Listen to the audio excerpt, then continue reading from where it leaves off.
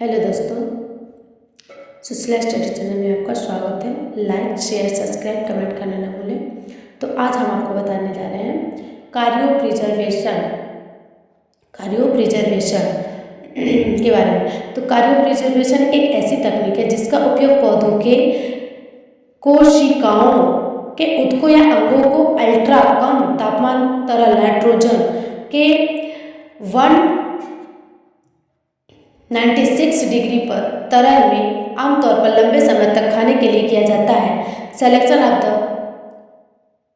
Plant material, जैसे कि यहाँ पे हम देखेंगे शूट लाइफ, डस्मो सेक्शन, स्टोरेज, स्लो, ये सब रहा। उसके आगे देखेंगे IPR यानी कि बौद्धिक संपदा अधिकार, पेटेंट के बारे में सामान्य विचार, कॉपीराइट, ट्रेडमार्क और भौगोलिक संकेत। तो देखेंगे बौद्धिक संपदा अधिकार। बौद्धिक संपदा मनुष्य की वह मानसिक शक्ति या विचार है जिसे न सृजन करता है। प्रत्येक सृजन का आविष्कार एक विचार से होता है और यह विचार जब वास्तविक उत्पादन में परिवर्तित होता है तो यह बौद्धिक संपदा बन जाता है। बौद्धिक संपदा अधिकार व्यक्तियों को उनके मस्तिष्क की सृजन को अधिकार प्रदान करता है, जिसमें सृजनकर्ता को उसके उत्पादन या सृजन का एक निश्चित अवधि तक उपयोग करने का एकमात्र अधिकार प्राप्त होता है। भौतिक संपदा एवं भौतिक संपदा में अंतर। भौतिक संपदा मूर्त रूप से होती है। भौतिक संपदा विभाजनीय अर्थात भागनीय होती है। भौतिक संपदा की सीमा निर्धारित करके उसकी सुरक्षा हेतु सुरक्षा कर्मी रखे जा सकते हैं। भौतिक संपदा के उपयोग की एक सीमा निर्धारित होती है। बौद्धिक संपदा अमूर्त रूप में होती है। बौद्धिक संपदा अविभाज्य होती है। बौद्धिक संपदा के ऐसा करना या सीमा निर्धारित करके सुरक्षा करना संभव नहीं है। बौद्धिक संपदा को समाप्त किए बिना असीमित व्यक्ति इसका आरोप कर सकते हैं। याद रखिए, बौद्धिक संपदा के लक्षण व प्रकृति। सीमा क्षेत्र, इसका प्रयोग दूसरे देशों में भी किया जा सकता है। स्वामी का अधिकार, बौद्धिक संपदा के स्वामी के अतिरिक्त कोई अन्य पक्ष उसकी स्वीकृति के बिना बौद्धिक संपदा में प्रयोग करने का अधिकार नहीं रखता है। स्वतंत्रता, अधिकोष दशाओं में बौद्धिक संपदा अधिकार इसके उद्देश्यों में सन्निहित होते हैं। आवंटित, बौद्धिक संपदा चूंकि एक अधिकार अतः इसे आवंटित लाइसेंस या किराए पर देना किया जा सकता है।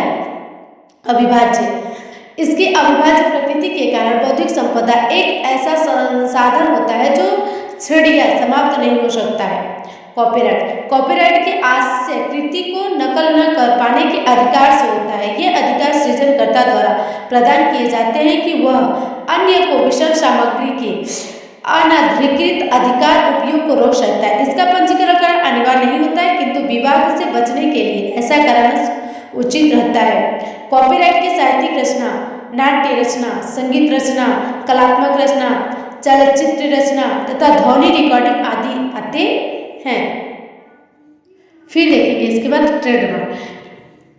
यह एक ऐसा शब्द है, लोगों के प्रतीक या वाक्यांश है जिसका उपयोग कोई व्यक्ति, कंपनी या संगठन अपने उत्पादन को अपने प्रतिस्पर्धियों से अलग पहचान करने के लिए करते हैं। इसका पंजीकरण कराया जा सकता है जिसके माध्यम से वह अन्य को प्रतिबंधित कर सकता है। ट्रेडमार्क आकृतियों, ध्वनियों, सुगंधों और रंगों को भी ट्रेडमार्क के रूप में पंजीकृत किया जा सकता है। ट्रेडमार्क का उपयोग न करने के लिए भौगोलिक संकेत, इसके आशय एक ऐसे संकेत से होता है जो वस्तुओं की पहचान जैसे कृषि उत्पादन, प्राकृतिक या विनिर्मित वस्तुएं एक देश के राज्य या क्षेत्र में उत्पन्न होने के आधार पर करता है, जहां इन वस्तुओं को दी गई विशेष गुणवत्ता, प्रतिष्ठा या अन्य कोई विशेषता की मानकता।